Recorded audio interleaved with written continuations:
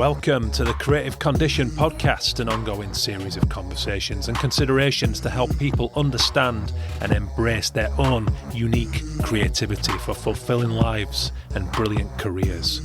My name is Ben Talon. I'm an illustrator and author, and I bring 16 years of creative industry experience working with the New York Times, The Guardian, the Premier League, and more.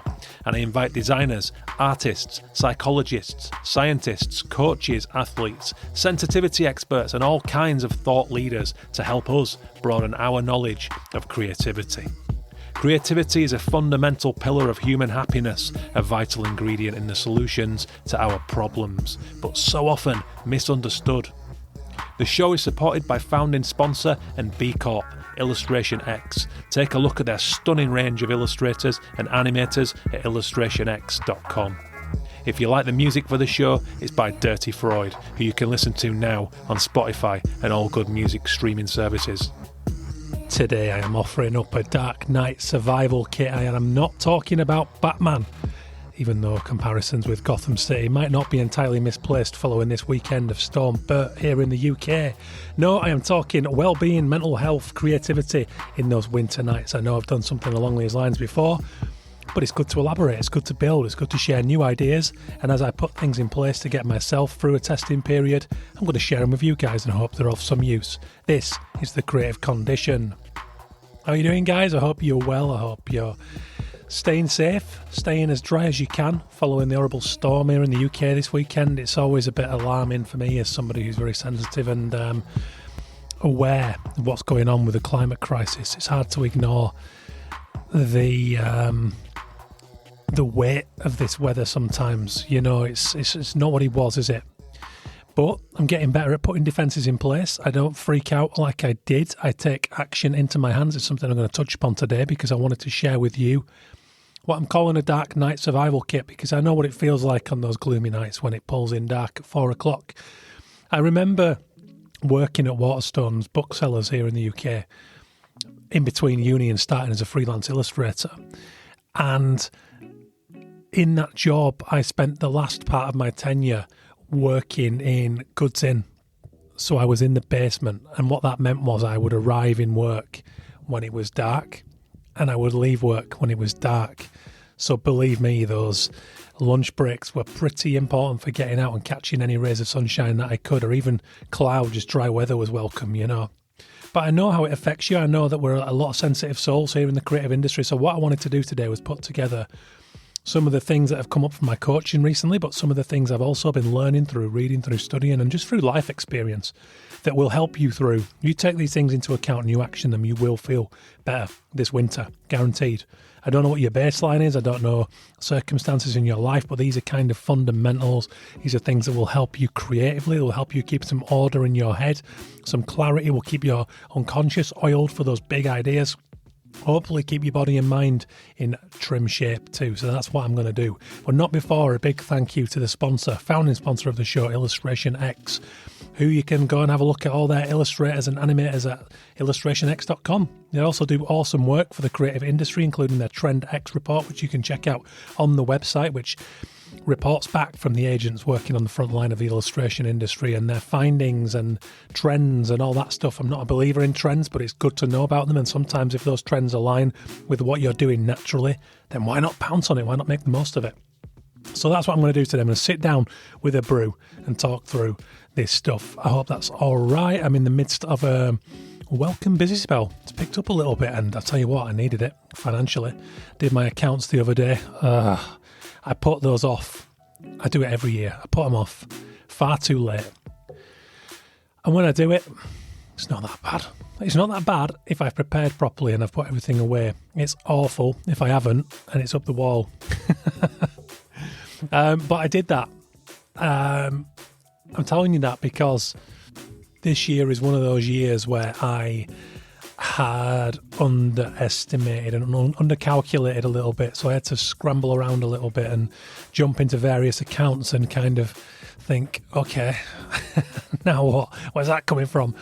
I know you've all been there, especially if you're freelance or you're sole trader, limited or whatever. It's But it's something I put off every year, and I build it up in my mind to be this monster that it's really not. And then when I arrive, all it is a day of watching or listening to something while I'm just working through my accounts, piling up receipts. And I really do need to go digital because I've been so archaic and so analog in the way I do things. And I've got mates who are self-employed who are far more tech savvy, who just can't get their head around my 12 envelopes full of receipts and my little spreadsheet. And I mean, it all counts.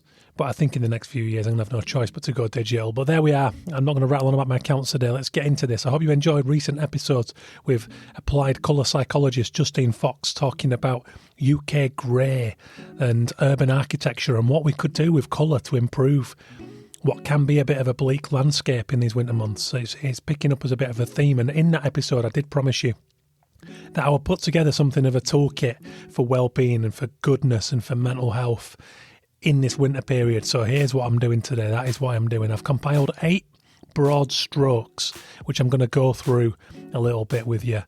And I hope that's cool. They are things that help me. I believe they are things that will help anyone. I wouldn't have put them down if it was just something that's worked for me and then share it for everybody else. I'm very considerate like that. I do a lot of coaching with people and I see the universal themes and the common mistakes and the common benefits that people get from certain activities. Apologise for the brew today. You're going to have to go with me on that one. It's a busy day and I have to squeeze things into these periods. But without further ado, actually, before I do, there is going to be a new bundle deal that I'm getting up later today. So by the time this comes out, hopefully it will be online. It's a triple hit. It's a nice offer for you guys of Creative Condition, along with my first book, Champagne and Wax Crayons, Riding the Madness of the Creative Industries, which is a memoir of someone trying to make a career from creativity and all the ups and downs and a what's and all account of that. Much more personal, but again, thematically written so that it applies to everyone, even if like 99.9% of people who don't know who I am, they don't know who I am, they'll still care because it's written in such a way that will take you along for the ride. You'll resonate with it. You might get some tips from it. You might think of different ways of doing things from that book. I'm still very proud of it to this day as I approach what is going to be a 10-year anniversary this year. I think that's just occurred to me right now. Yeah, 10 years. That's where No. Next year. That's why I didn't think of it. Next year, 10 years. Came out in 2015 and kickstarted this whole process, which brought about this podcast and the Creative Condition book and the about to launch Creative Condition website. I'm just going a little bit insane with different screen and browser views and don't get me started. I built this one in Squarespace. I love working with my web developer, Shane, close friend of mine, but unfortunately on this one I was scratching around for pennies, so I can't afford a designer and a developer to work on this one, so I had to get into Squarespace, and it's alright, it's a pretty good platform, but it has a way of just throwing things out and I don't quite understand all the intricacies of it, and it always catches me out and can be quite infuriating, but we are getting there. It's kind of launched, but I'm just debugging and fine-tuning and trying to get it optimized for various devices, and as somebody who doesn't know anything about web developing, it's throwing up some problems, but we'll get there. Anyway, let's get into it. So before I do, if you want to delve deeper on this train of thought, well-being, mental health, wintertime, head back and listen to episode 176 with my former football coach at school and a science teacher, Matt McCardle, who went on to become a physiotherapist and a personal trainer.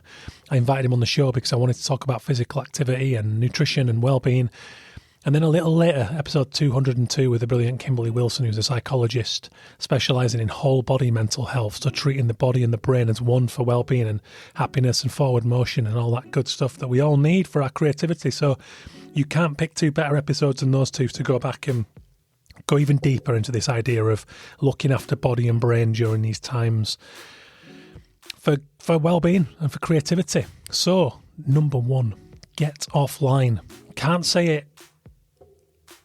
I can't say it with any more seriousness than this. I'm just about to finish The Anxious Generation by Jonathan Haidt, and it's quite an upsetting book, because it's really getting hard to escape the fact that smartphones and unpoliced social media and devices being given to children far too young for the technology and the bombardment of adult information before their brains have developed is fucking tragic. It's really awful. I think I got on about this on last week's episode, but it's really sad. And the repercussions of this, I think it's going to take us years to truly appreciate what's gone on in the last 10, 15 years, particularly for young people who've been developing during that period. It's really fucked up lives. It really has. And there are people walking around, with cricks in their neck, with just addicted to these screens. And if they're not on their phones, they're thinking about their phones, and they are anywhere but here. And I think it's really upsetting. And it's going to affect all of us because, they're our next generation of anything important in this society, in this world. But for us as creatives, it's bad. And I've gone through a period recently of divorcing my brain from these apps and my phone. You might have noticed I've been far less present on Instagram and all of the networks, to be honest. I've more or less completely quit X/Twitter. I'm on there, but I'm not on there. Do you know what I mean? I don't go on it. I don't use it anymore. And it's just so toxic, and it's hijacked our brains and our emotions in such a way that is profound and has affected everything from politics to policies to education and absolutely everything. And I think a lot of it for the worse. That's not to alarm you guys, because I'm talking, a lot of what I'm talking about today is not getting alarmed. It's about taking control of our thoughts but by not being online, you massively help yourself in that regard. You free your mind up. You are able to deep think again. You're less scatterbrained. Jonathan Haidt in the book brilliantly puts together recommendations and he summarises each section as he goes through. And, he looks at hell of a lot of studies, hell of a lot of data, and about the absolute plunge off a cliff of mental health from around 2012 to 2015, when Instagram got popular and smartphones had front-facing cameras on their phones, and what a Pandora's box it opened up.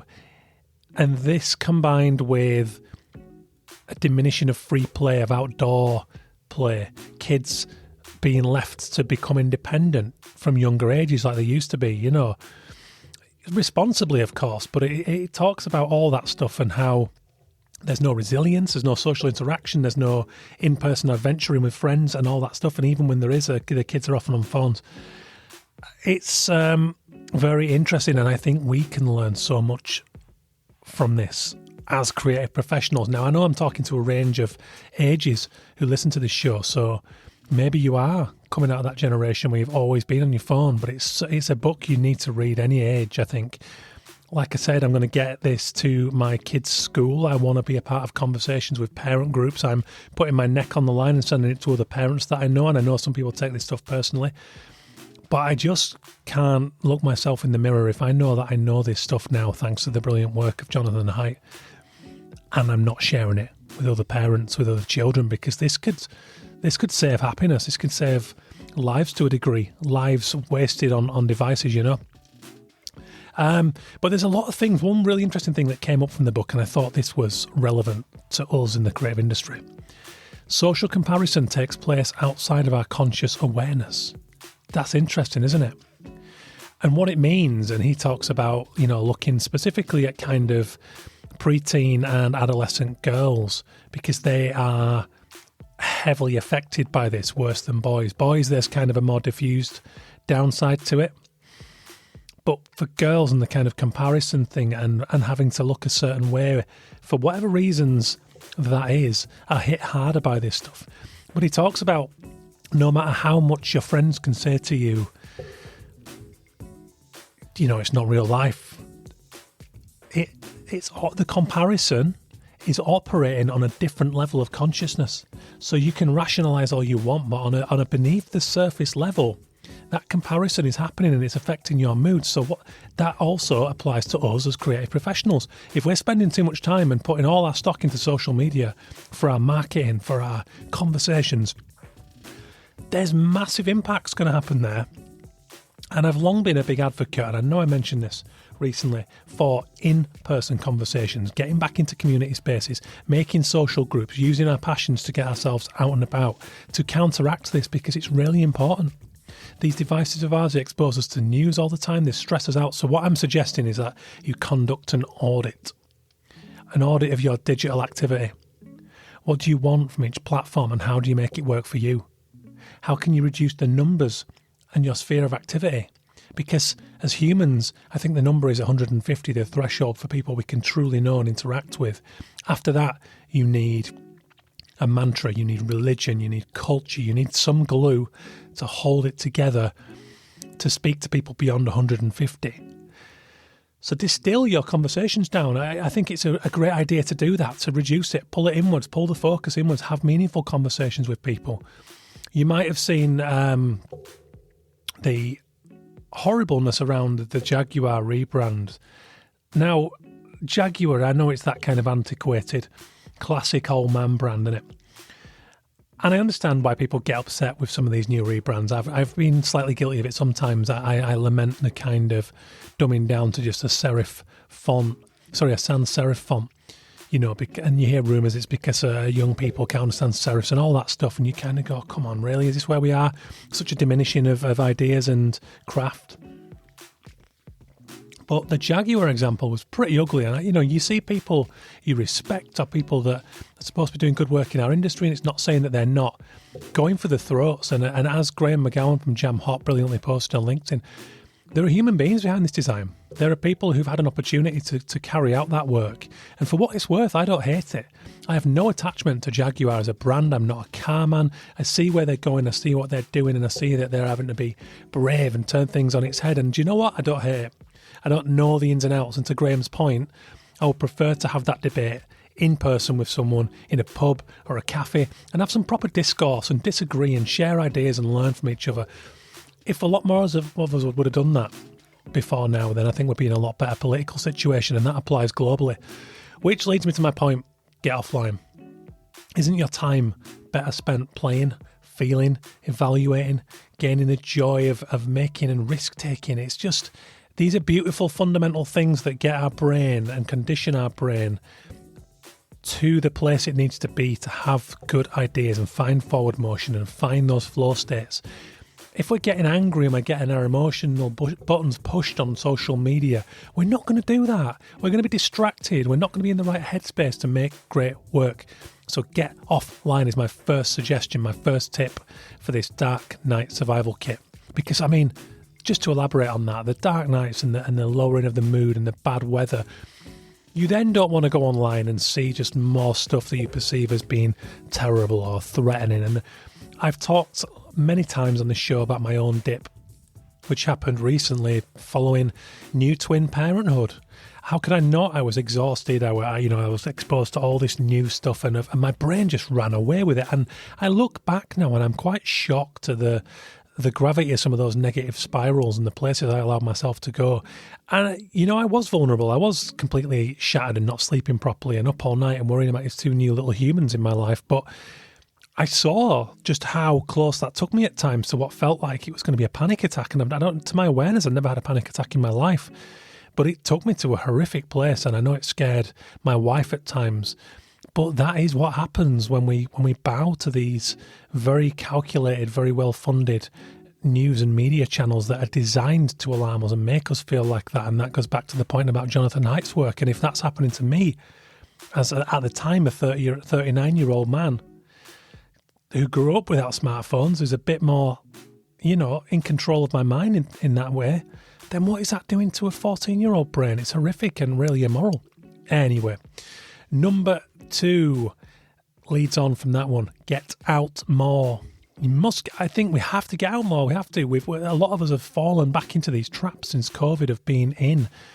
And I know there's a tendency to cozy up in winter. Get on that couch, get Netflix on, lose ourselves in a series. Now there's nothing wrong with that. I do that. Most nights I'll watch something to wind down at the end of the evening. But I'm trying to make it less of a habit, and I think that many of us could benefit from that. So why not break up the week? Make it every other night. Why not 3 nights? Once every 3 nights. Treat yourself to a bit of a binge watch, whatever you want to do on your TV.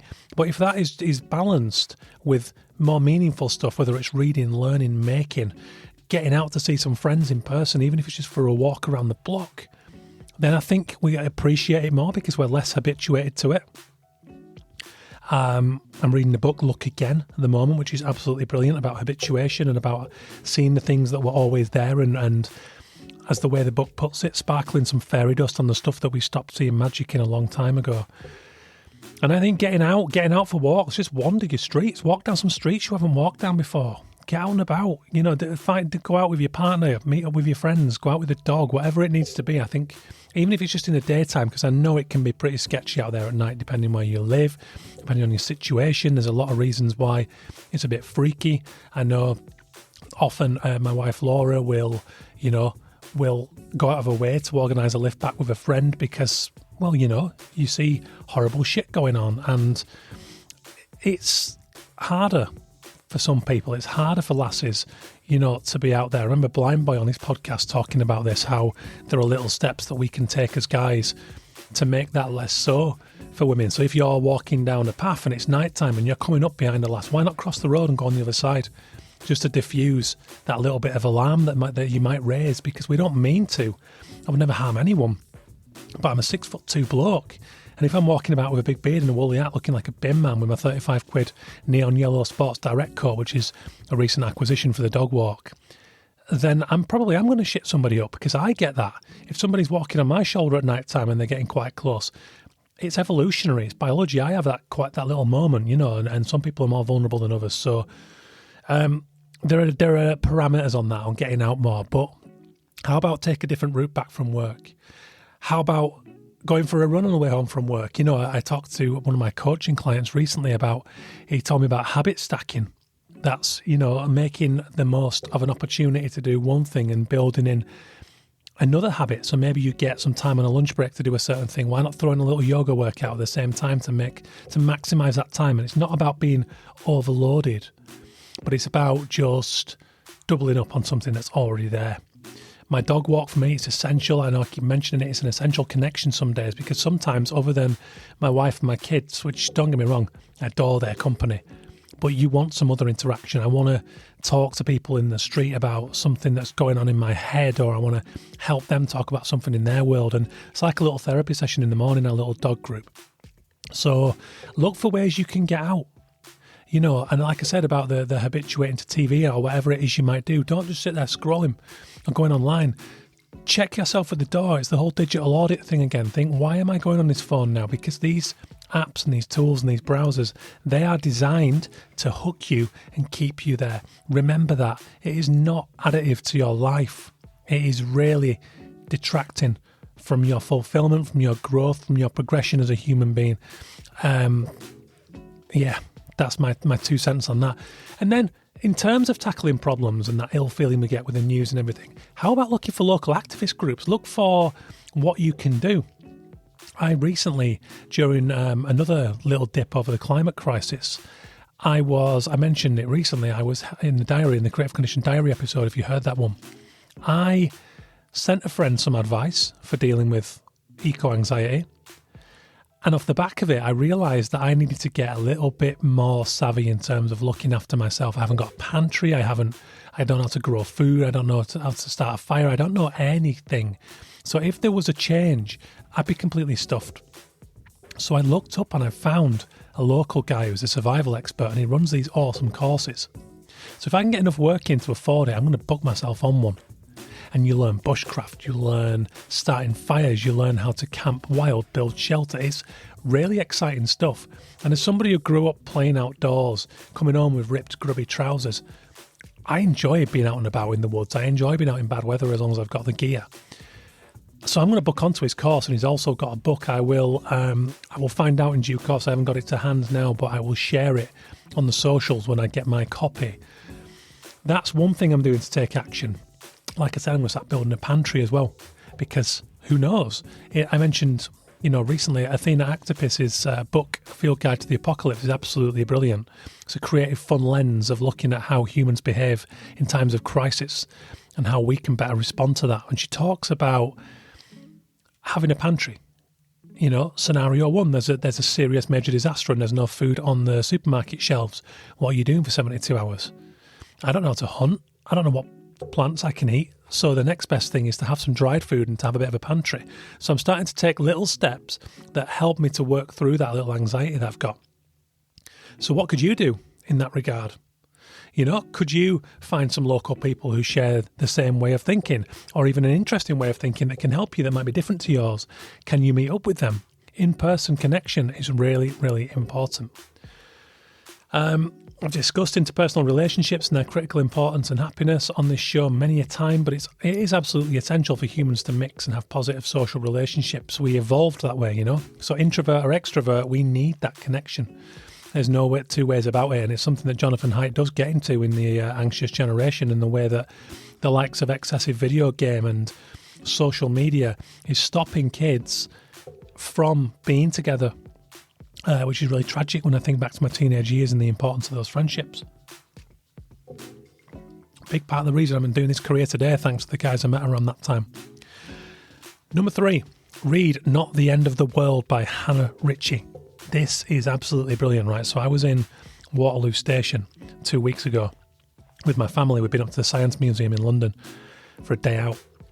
And I saw a girl sitting outside Foyles reading Not the End of the World by Hannah Ritchie, and I liked the cover. I glanced at the title and I thought, I wonder if that's kind of what I think it's going to be about. And it absolutely was. So Hannah Ritchie is a Scottish data scientist, senior researcher at the University of Oxford in the Oxford Martin School, and a deputy editor at Our World in Data. And it's wonderful. So she builds on the sentiment that I shared with Stefan Sagmeister in episodes 199 and 223, if you want to go back and listen to those, about why his book is called Now is Better, and why in many ways we're in a better position than we like to believe, especially when we're in our alarmed state, reading news and the likes. And let me tell you, this is a hugely important, uplifting, profound book. So Stefan's was very much a visual, artistic representation of those stats, and it had a beautiful foreword by Steven Pinker. And that was a major turning point for me during my own personal low. But if that was visual, then this is very much text. But it is so interesting. And Hannah by no means shies away from any of the problems we face, like the climate crisis today. In fact, she talks about how we are not alarmed enough about certain topics. However, she goes through a lot of data and debunks certain ideas and certain alarmist propositions like, oh, we're not going to be on the planet in 10 years and things like that, and reasons that make us feel nihilistic or defeatist or downright despondent, I felt at times. And she talks about how we can be the first generation to live sustainably, to give more back to the planet than what we've taken. And it's absolutely brilliant. It's equal parts optimistic, pragmatic and realistic, but it presents a more balanced argument and tells us how we can, help and influence policy, why we should feel better than we do, and why feeling alarmed all the time and despondent and pessimistic is not doing us any good whatsoever, because we are not acting. We are just kicking the can down the road, blaming other people and giving up. And when we do that, the problems do get worse. However, if we find unity and come together and work and act and be creative and be optimistic and enjoy fulfilling lives in doing so, then things can be a hell of a lot better. So please go and read that book. It's absolutely wonderful. I have contacted Hannah. I'm going to try again. I'm going to knock on that door. I would love to get her on the show. She'd be an incredible guest to elaborate on this. But another tip I wanted to give you guys as part of this Read Not the End of the World is about practicing checking those negative thoughts and those spirals. And again, you can't divorce this from our smartphones and technology and the sheer ubiquity of information that we're exposed to on any given day. But I mentioned in the Creative Condition Diary how I came out of the school gates one morning and my first thought was, oh shit, you've only earned X amount, it's nearly a week into the month, you're going to be in deep shit. And I checked the thought on the door and got a grip, and I turned that around through thought processes and mindfulness and being present and not being so vulnerable to being hijacked by those thoughts and by the platforms we go on that make them worse. And I'll give you an example. So one thing I do now, when I see some alarming news or some really bad news, and this isn't about sugarcoating or ignoring, like I said about Hannah's book, it's very balanced, very pragmatic, and very much raises the alarm in certain areas, but also hits us with, what are we going to do about it right now? Us people who are young enough to do something about it and care about the next generations, what are we going to do about it? I was researching for a book cover that I did that was set in Los Angeles. It's by a guy who lives and works in LA. He's a talent manager for Hollywood actors and writers, but in his own time he writes books, and he commissioned me to work on his book cover. And there's an aspect of homelessness in the book, so I had to look up images of Los Angeles homelessness, and when I saw the sheer scale of that problem, it filled me with that horrible dread that bled out into my vision of what the whole world is like. Everything's fucked. Capitalism's won. We're all doomed. That's the thought process that it kick-started. And the next image along on Google Images were these bright coloured little pods. So I clicked on that, and it was an article on Positive News about the rollout of these new tiny homeless houses. They looked beautiful. They'd been designed and ordered on the street. They were really attractive to see. And people who were vulnerable on the streets could go and spend a few nights in these little homes as an emergency measure. And it was something they were looking at rolling out, and it had been funded by the local businesses. And it was a much better expression of what capitalism can be with the right care and policy. And it completely flipped my mood in that moment. And that was a lesson. It was like, there you were about to go off the cliff again and ruin the rest of your day and be shit for the people around you. And now you feel better. Now you see that there can be hope, that there is hope, that we have to fight for that hope and share it around. So that is my point. So, Not the End of the World by Hannah Ritchie. Read it. It's absolutely beautiful.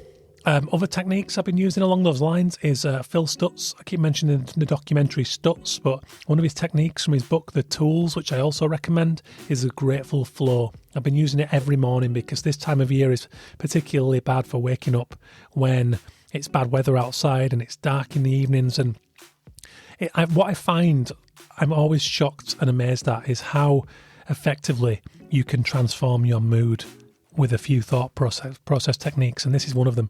So grateful flow is essentially going into a meditative state, blocking out all distractions, and thinking, visualizing and truly immersing in 5 consecutive thoughts of things that you are truly grateful for. So often I'll jump back to childhood, or I'll think about a moment I've had with my wife or my children or the dog.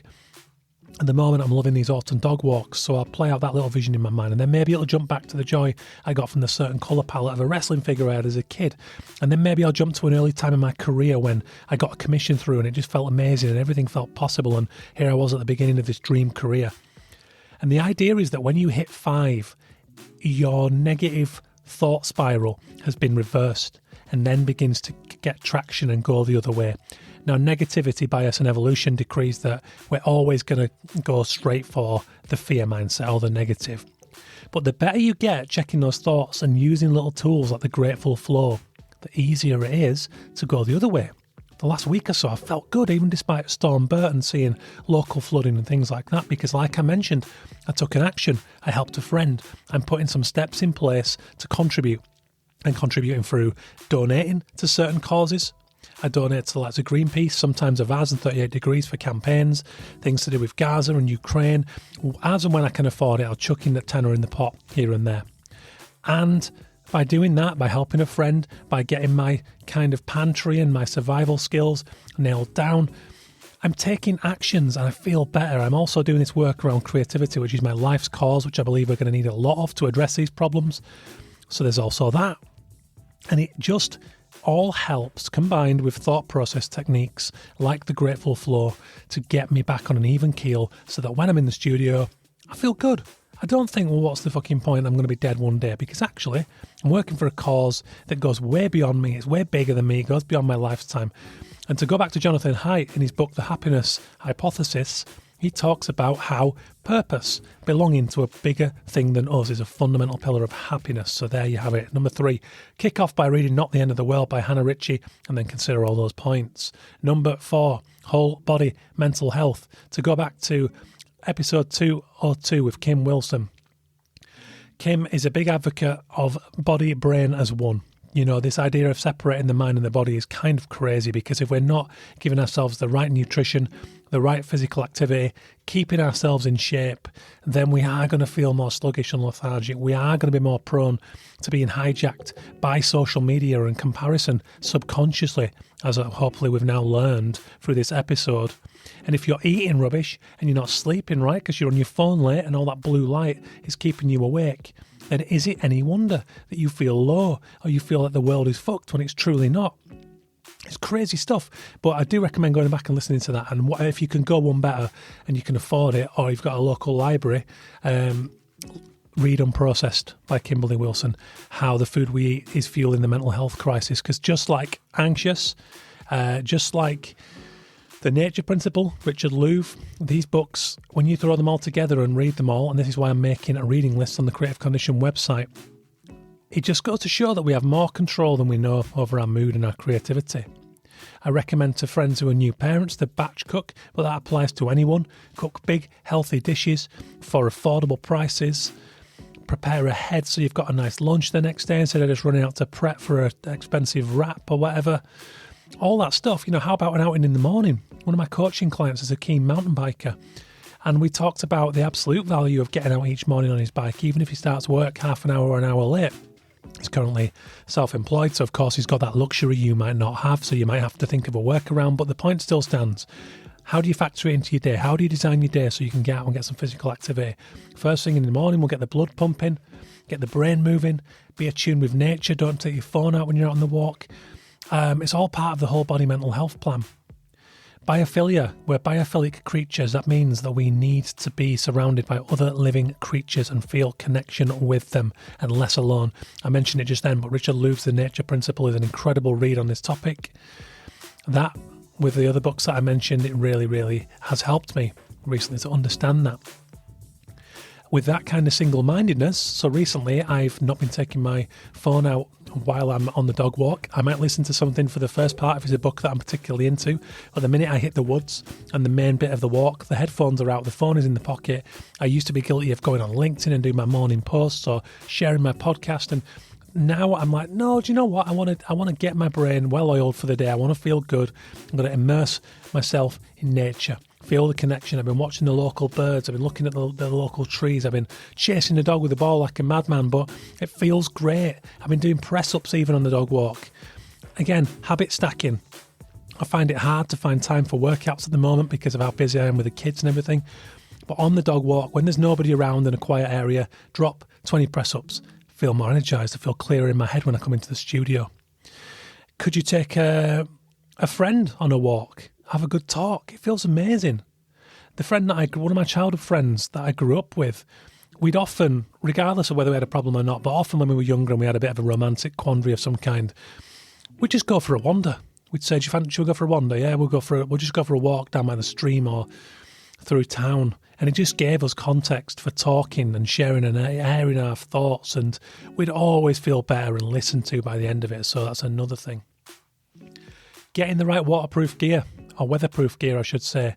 I told you I recently bought a 35 quid council coat, which is absolutely ridiculous. One of those high-vis bin men coats, especially with my woolly hat and beard at the minute. It looks hilarious. But I don't care. It's all about practicality. And what it does is I look out the window and I see the pounding rain and I think, do you know what? It doesn't matter. I'll get my Peter Storm trousers on. I'll get my walking boots on, get my coat on, get my hat, get the dog's coat on, and away we go. We'll embrace that rain and we'll feel good when we get back under a roof. So there you have it. If you want to dive deeper into that, I know I've mentioned this one before on the show, but a mental health plan for when the weather is cold and the days are short and dark on the Blind Boy podcast is a big recommend. So take that one in. Number 5, play, be silly, get out of the maturity trap. How are you playing? I don't know what play looks like for you. It could be interpreted however you want, but it's unconditional. It's without devices, hopefully.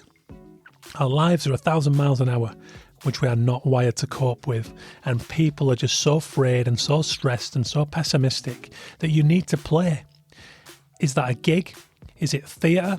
Is it just running around with your dog like I do? I don't know. It could be anything you want. A good friend of mine, Jane Boyer, who wrote the foreword for the Creative Condition book, I know she does the aerial hoops, and I love seeing her videos. I love seeing what she's up to with that because it just looks like a pure, focused activity where you are disconnected from the world around you, from your devices. And that doesn't have to be a little window. That can be a lot of your time if you get more disciplined and apply a bit of behaviour design. Go back and listen to that episode with Lauren Kelly. If you just search Lauren Kelly, Creative Condition, you'll find it on whatever platform you're on there. I can't think of the episode off the top of my head. But it's one of my favourite episodes. I got so much great feedback on that. And it's about just little countermeasures with your behaviour. Play could also just be culture for pleasure. So like I mentioned, cinema, theatre, could be board games. How about getting off screens and playing some board games? I've done that a bit recently with Laura, my wife, and it's great. I get in such a tantrum over Scrabble. But it's great because it's focused and you're in the room together and you're not, you know what I mean? You're not just, your head's not in a screen. Artistic or other focused play. I read in Susan Magsamen and Ivy Ross's brilliant Your Brain on Art recently that colouring and aimless drawing, so doodling, for just 20 minutes, lower stress and anxiety significantly. It's a big one. Play fighting with the kids. If you've got children, if you've got a dog, have a scrap. Just get on the carpet and have a scrap. Don't worry about anything. It's great when you just lay there and someone's jumping on you. Sport. Do you do what Jane does and go to a club? Do you do martial arts? Do you get into a gym? Do you run outdoors? I don't know what your thing is, but sport is a great avenue for playing. It's something different for everyone, but it's something that should fill you with a sense of magic, escapism, fulfillment, belonging, and if you're lucky, community. I struggle these days to get the same thrill out of the things that used to thrill me. So Leeds United, professional wrestling on the telly, I still love them, but it's not the same childish thrill. And how I get my little thrill of that now is learning. And I know that sounds really nerdy, but this passion for creativity and the deep chats I have around it, they give me the same kind of belonging to a club. And I'm also contributing something to the people that I meet. I'm, not the end of the world. Anxious generation, all that stuff I'm learning about and able to help people in my community. It's a great buzz and it just gives you some belonging and really plays into my personality. So again, you've got to put the personality lens over it. Number 6, get to know your deathbed self. So this always sounds a bit macabre, but I think if you start a genuine conversation with your deathbed self, and this is something I offered up to a coaching client recently, he hadn't been structuring his work pattern so that he was able to do his own emotional creativity, something we're going to get to in a minute. And I suggested that he started a dialogue with his deathbed self. And, all those times when he had the opportunity to be creative but had chosen not to or had been distracted by something else, would his deathbed self have signed off on that? How would his childhood self feel about that? The lost opportunity to play. It's well worth doing. It's a valuable discomfort, I think, to think like that, but it puts the kind of, almost the egg timer on it, and it just makes you remember that life is not guaranteed, tomorrow is not guaranteed, let alone the rest of a life. So what are you waiting for? Structure that day, make it happen, have that conversation with your deathbed self. I am 41 now, and I mentioned earlier, I'm very much working with intergenerational equity, which is putting as much value on future generations as we do today. I've felt that way for some time now. But if I only just start to move the needle and get the conversation more positive around creativity and society, then I'll have achieved something in my lifetime, and that's good enough for me. The way I see the world, we die, we're in the ground, come back again. Don't know if that counts as reincarnation or what, but as I get older, it's hard not to see the cycles in life and consider myself as a human being as being a part of that. Might sound a bit profound, but that's the way I'm seeing it. So if we fuck life up completely, I ain't coming back. I can't be a part of that anymore. So this is a consideration that I'm thinking way beyond my lifetime, and it's not just about having kids either. I kind of felt that way anyway without the words to articulate it. I'm less of a workaholic than I once was.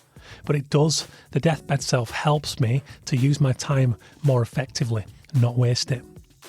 Number 7, conduct an emotional creativity health check and make unconditionally. Again, this plays into play, but are you balancing your emotional creativity and your intellectual creativity? Or are you so overrun by your client work, your intellectual creativity, that you're not doing anything for you, that you've lost that path, that you're not moving with any direction or forward motion or personal fulfillment? Because I believe it's critical, and don't get me wrong, I've got a pile of projects at the minute, but there's loads of opportunities within that for emotional creativity, because I've always been quite militant in how I present my portfolio as much as of a statement of intent as a showcase of what I can do or what I have done. Therefore, it does tend to bring me projects that are well aligned with who I am. But outside of that, you might have seen my collage recently called Nostalgia is Dead Tissue. I'm feeling inspired again recently because I've got a grip on my thought patterns a bit more, and it's really helping, and I'm feeling a bit more baseline and optimistic again. So by doing that and taking care of my emotional creativity, even when I've got lots of work on, I feel like not only does it feel great to do the emotional creativity, but it validates the intellectual creativity because I need that to fund my emotional stuff. So where are you with that? Do a proper health check. Be honest with yourself. Look at reasons that you might be put in there that you can't do something, that might be blockers, might be barriers that you can work around if you restructure your day, if you change your priorities, if you strip things back out. Well worth considering. I know I mentioned it to you guys a lot recently, but Filter World by Kyle Chaker, who I had on episode 246, staff writer at The New Yorker. He's a brilliant writer, and his Filter World, again, is another slightly unnerving book about algorithmic creativity and how we're all pandering to these algorithms and the expected on social media. But if you're making unconditionally and you're getting away from the screen and you're making with the experiences in your life, and if you've done that tech audit that I mentioned earlier and you're not on your phone when you're out, you're going to see more things. You're going to take more things on board. And you will therefore think differently. You'll join dots better. If you're making and actively creating, you don't have to put anything on that act. It might never see light of day. It might just be for you to work out how a paintbrush, works on a certain surface. You might be testing out a 3D printer, but if you're making unconditionally, it will align your brain in such a way that you will see the world more positively and more constructively, creatively, imaginatively, and innovatively. All of those things will work better than if you're distracted, frayed, not practicing emotional creativity, thinking I'll do it next week, I'll do it next week, I'll do it next year. Get making. Don't put anything on it and your brain will be better for it. You can also enable yourself, talking again to coaching clients, making sure they've got the right setup so that when they get struck by the mood or they find the energy to go and make something, they're not then having to get desks out and rearrange rooms and tidy drawers. Enable yourself by making sure the environment is good to go. No matter how small your creative space, whether it's spare room or studio, make sure it's set up for you. And the last one, take care of your relationship with money. Now, this is an important one, and it's something I always come to towards the end of my pit stop session with my clients, which is a one-off audit of all the foundational components of creativity. Give me a shout if that sounds of interest, by the way. hello@bentalon.com, taking on clients for that.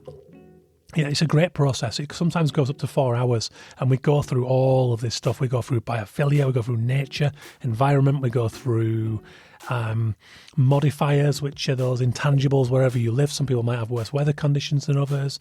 There's loads of stuff. We go through the entire kind of galaxy, universe, whatever you want to call it, of creative influences. But in that, I encourage them to take care of their relationship with money, because I've been terrible for this over the years. I mentioned to you earlier about my accounts. It's stuff like that just get in the way of my optimal creativity and my flow. But these days, with the help of my poor beleaguered wife, I've been getting my accounts in order. I've been getting my bank accounts sorted so that I know my monthly finances. I know what's coming in. I know what I need to make. I know what's going where. I know what's coming from where to make up when I've got shit cash flow. And when I know that, when I know my financial picture, it removes that horrible, murky, unknown feeling that can be really destructive and really distracting. So I recommend you do the same. Get organised, get structured, enable yourself within your workspace, sort your accounts out, make sure you know where you are financially. And then you can make cool decisions like, practicing that emotional creativity, getting stuck into something you wanted to do because you know you're okay for a couple of months. Your drop dead date, as a friend of mine calls it, financially, has been kicked further down the road. So now maybe you can spend 3 days on that bit of emotional creativity, which hopefully, if you produce something really cool and original and creative and not algorithmically defined or encouraged, then the chances are you're going to attract like for like interesting fresh work because you're doing something different. So it's all about thinking like that. That just about brings it to a close. I hope this has been some use. 8 points there. Just to recap, number 1 was get offline. Number 2, get out more. Sounds very bossy. I hope it don't come across like that. Number 3, read Not the End of the World by Hannah Ritchie. Number 4, whole body mental health. Number 5, play, be silly, get out of the maturity trap. 6, get to know your deathbed self. 7, conduct an emotional creativity health check and make unconditionally. And number 8, take care of your relationship with money. If you do all those things and you do them in a way that is doable for you, that chimes with your personality and who you are and your work and everything else, I guarantee you it will be a crutch in getting us through a slightly bleak time of year when the nights are dark and the rain is pissing down and we're bombarded with all that information. I hope it helps, guys. Love your feedback. hello@bentalon.com on the email is the best way to get me for a quickish response. You can also hit me up on LinkedIn. Not really on the other socials that much, so apologies if I miss a message. But that's about it. Big thank you to the founding sponsor of the show, illustrationx.com. Check out their global range of illustration and animation portfolios now. The Creative Condition book is out now. It covers a lot of these topics discussed today. There's going to be a new bundle deal along with the Anatomy of Creativity map and my first book, Champagne and Wax Crayons. Have a great week, guys. Take care. If you get a moment to support the Ukrainian Institute over at ui.org.ua, I would love that. Please do it. And do tell a friend about the show. If you have time to rate, review, subscribe, that would also be awesome. And do you know what? If you've got other things I haven't thought about, little tips that you've got to get you through these dark winter nights, please share them and I'll share them with the audience because it's all going to help. Lovely. Cheers, guys. Stay creative.